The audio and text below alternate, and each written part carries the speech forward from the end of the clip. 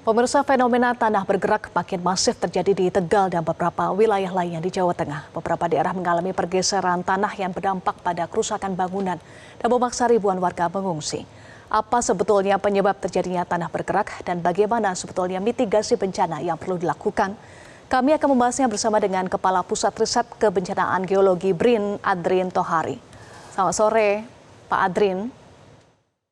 Ya, selamat sore Mbak Eva. Pak Adrin, apakah pemicu dan penyebab tanah bergerak semata karena hujan lebat dengan durasi yang lama atau ada faktor lain pemicu dan penyebabnya? Ya, baik. Jadi kalau pemicunya itu faktor hujan ya yang lebat dengan durasi lama itu yang memicu terjadinya pergerakan tanah di Tegal ini. Sedangkan faktor penyebabnya itu ada berbagai macam faktor. Misalnya seperti kondisi geologi ya, di sana kalau berdasarkan peta geologi ada lapisan batu lempung yang sangat aktif sekali apabila dia berinteraksi dengan air hujan. Batu lempung itu posisinya ada di bawah permukaan tanah. Lalu yang kedua juga karena faktor topografi morfologi daerah desa Padasari yang saya punya hipotesa itu berada di daerah bekas longsoran tua, longsoran purba, longsoran yang pernah terjadi beberapa ratus tahun yang lalu, ya, yang kemudian sekarang menjadi daerah pemukiman menjadi desa Padasari. Nah, longsoran ini yang kemudian aktif karena adanya curah hujan yang lebat selama beberapa bulan kemarin. Yang ketiga juga mungkin ada faktor kontribusi dari tata guna lahan ya. Di sana banyak sekali daerah perkebunan dan juga daerah persawahan seperti itu. Nah, itu yang juga menyebabkan air hujan sangat mudah masuk ke dalam tanah sehingga menyebabkan batu lempung yang tadi aktif itu dia mengalami reaktivasi sehingga kemudian bintang lincir yang sudah ada di bawah permukaan tanah itu menjadi aktif sehingga kemudian lereng itu bergerak pada saat ini. Seperti itu, jadi tiga faktor utama yang menurut saya menjadi penyebab terjadinya pergerakan tanah di daerah desa Padasari. Ya, tiga faktor utama, hujan lebat dengan durasi lama, kemudian hipotesa Anda bekas longsoran tua atau purba, dan faktor tata guna lahan. Apakah ada potensi meluas dengan tiga faktor ini? Ya, kalau meluas saya pikir tidak, jadi sudah dibatasi oleh daerah yang sekarang terdampak karena morfologinya itu juga membatasi daerah terdampak itu. Jadi apabila di daerah lain terdapat bekas longsoran tua atau longsoran purba mungkin akan terjadi fenomena yang sama dengan di daerah desa Padasari. Tapi kan kenyataannya hanya terjadi di daerah desa Padasari. Jadi memang topografi ataupun morfologi daerah desa Padasari itulah yang memberikan kontribusi terjadinya pergerakan tanah di desa tersebut.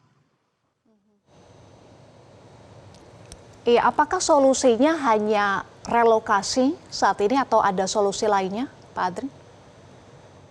Ya, saya pikir karena daerahnya sangat luas ya, yang terdampak itu mencapai 500 rumah ya, dan itu mungkin ratusan hektar. Jadi solusi yang paling efektif memang merelokasi masyarakat untuk tinggal di daerah yang lebih aman, lebih stabil ya.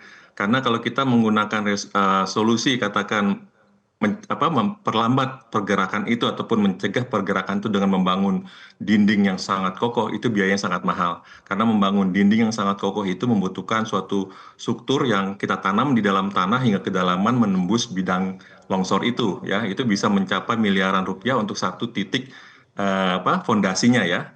Nah, itu kalau untuk ratusan meter lebarnya gitu mungkin dibutuhkan hingga puluhan sampai ratusan miliar untuk mengkonstruksi dinding penahan itu. Jadi menurut saya relokasi adalah hal yang sangat efektif dari segi biaya dan juga dari aspek percepatan untuk rehabilitasi dan juga rekonstruksi daerah itu.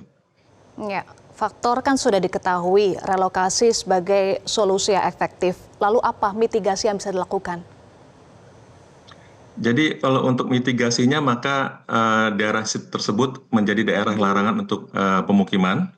Kemudian juga cocok tanamnya itu mungkin perlu diubah ya, diubah lebih mengedepankan tanaman-tanaman keras ya di antara lahan-lahan di dalam lahan-lahan perkebunan atau persawahan. Jadi harus ada tanaman keras. Tanaman keras ini tentunya akan nanti membantu supaya air hujan tidak mudah masuk ke dalam tanah dan juga bisa mengontrol kelembaban yang terjadi dalam lapisan batu lempung tersebut. Ya, jadi dengan adanya tanaman keras, nanti lahan itu akan menjadi lebih stabil. Tapi juga risiko yang kita hindari adalah dengan melarang masyarakat untuk kembali tinggal di daerah terdampak ini. Baik, wilayah tanah bergerak menjadi wilayah larangan, itu menjadi solusinya. Kemudian terkait dengan tata guna lahan juga harus diperhatikan. Terima kasih Pak Adrin sudah bergabung bersama kami di Metro hari ini. Jelajahi cara baru mendapatkan informasi. Download Metro TV Extend sekarang.